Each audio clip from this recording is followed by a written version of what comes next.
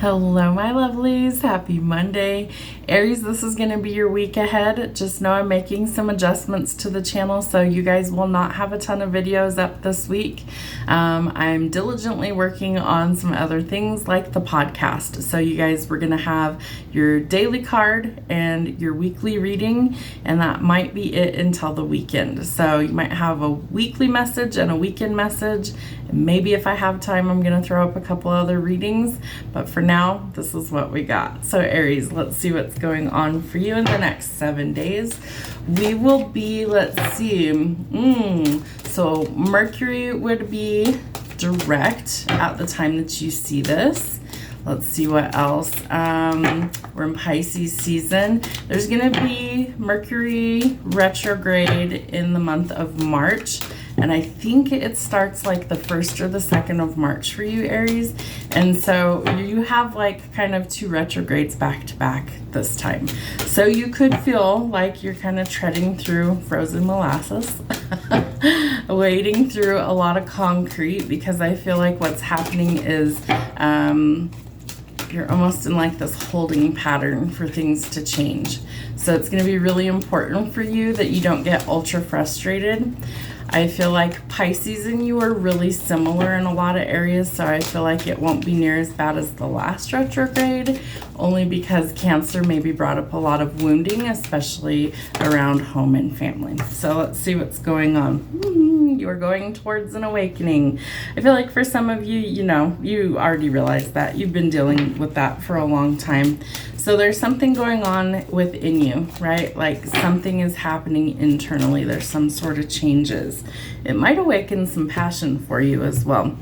There could also be a love connection that's in your life that maybe is really intense for you. There's like this air of mystery in this connection, and so that kind of facilitates a little bit of passion. So we'll see what happens. How did they raise the vibe this week? What does Aries need to see? Where there's a will, there's a way. Follow the yellow brick road. I feel like you're going towards where you're really supposed to be. I feel like you're going towards your calling, your spiritual purpose, the reason why you're here. You're overcoming a lot of challenges, but sometimes it takes a long time and that can be really frustrating.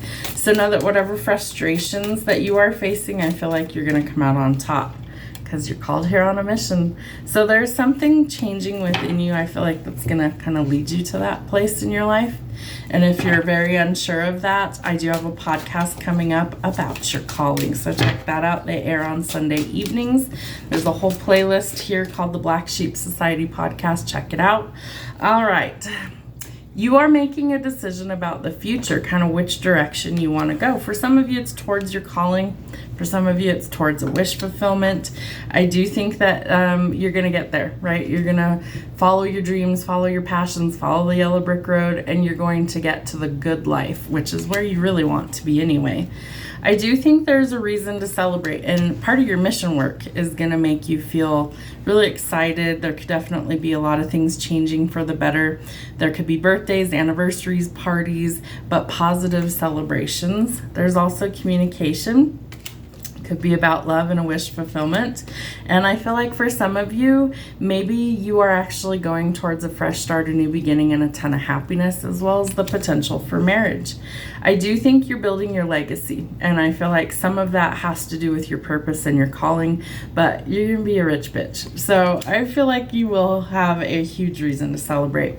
Some of this you manifested, right? And so you're welcoming those things in. But you also need boundaries, especially if there's things that are a little off.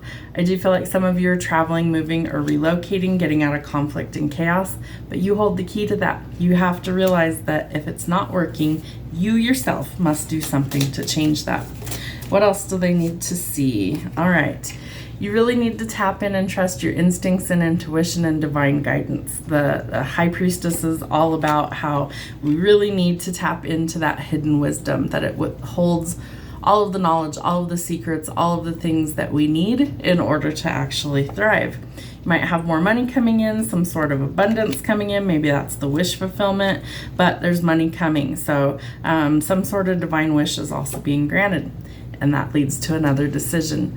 I feel like for some of you, you're going to have to make a difficult choice to cut somebody off, and for others of you, you're going in a totally different direction. So really important that you trust your instincts and that you aren't blindfolded about this connection. And I do feel like for some of you, you're thinking about commitment with a certain someone. So I typically see the Two of Cups as soulmate energy. It's someone that's really destined to be in your life. Again, you might be the boss, you might be the leader, so you're going to have to make some wise decisions and know that slow and steady wins the race, especially towards healing.